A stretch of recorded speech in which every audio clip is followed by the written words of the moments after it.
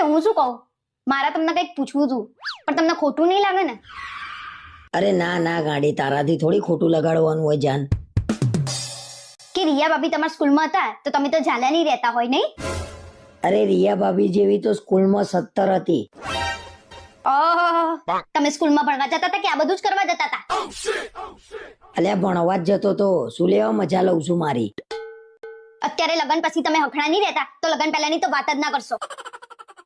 અરે ના રે ના, મારા તો મનમાં આવું કશું નહીં. કોઈ તો કે તમારી વાત તો સાચી છે, તમારા મનમાં તો આવું ના જ હોય. તો પછી કેમ કે એ બધું તો તમારા દિલમાં હશે ને, તમારા મનમાં ક્યાંથી હોય? જૂની જૂની વાતો ખોલીને શું લેવા ઝઘડા ઉધું છું.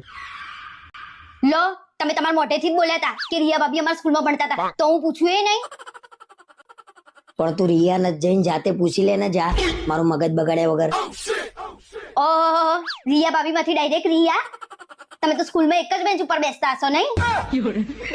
અલ્યા ભાઈ, બહેરાઓને કશું જૂનું કહેતા નહીં, બાકી છે ને ફસાઈ જશો, હેરાન થઈ જશો.